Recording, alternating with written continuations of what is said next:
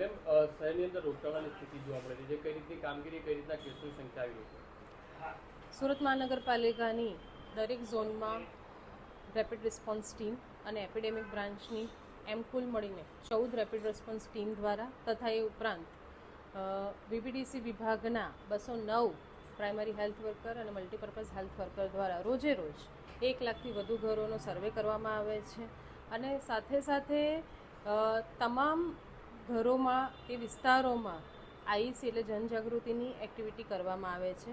ખાસ કરીને હાલની પરિસ્થિતિ, વરસાદની પરિસ્થિતિને અથવા તો પૂરની પરિસ્થિતિને ધ્યાનમાં રાખીને કશે પણ પાણીના ભરાવા થયા હોય તે પાત્રોને કેવી રીતે ખાલી કરવાના, કેવી રીતે એ લોકો પાણીને સાચવવાનો, કયું ક્લોરીનયુક્ત પાણી પીવાનું, કયો ખોરાક ખાવાનો અને પર્સનલ હાઇજીન વિશે જનજાગૃતિ માટે સઘન પ્રયાસો કરવામાં આવે છે. કેસોની સંખ્યા કઈ રીતે જોવા મળી રહી છે, શું કારણ?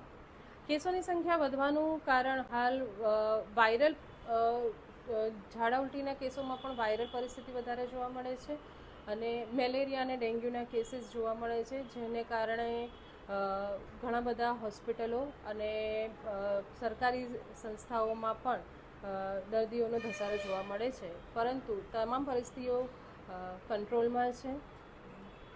કેસોની સંખ્યા કઈ રીતે આંકડા કહેવાય?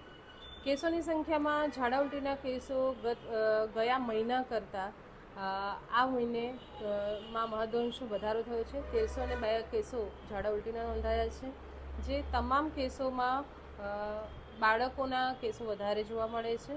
તદુપરાંત એ બાળકોમાં ખાસ કરીને હેન્ડ હાઇજીન પ્રોપર નહીં હોવાને લીધે આ કેસો જોવા મળે છે.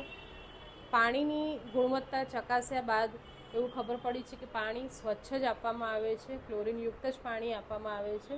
ખાલી અમારી નમ્ર વિનંતી છે કે બાળકો હોય કે એડલ્ટ હોય એ તમામને પોતાના ખોરાક તો ખાવા પહેલાં હાથ ધોઈને એ લોકો ખોરાક ખાય તેવું રાખે.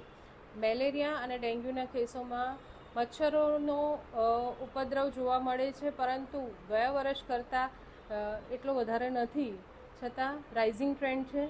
ગયા વર્ષે પણ આ જ મહિનામાં મેલેરિયા અને ડેન્ગ્યુના કેસ વધારે જોવા મળતા હતા, પરંતુ આ વર્ષે એના કરતાં 10 થી 12% ઘટાડો થયો છે ગયા વર્ષના કેસોમાં.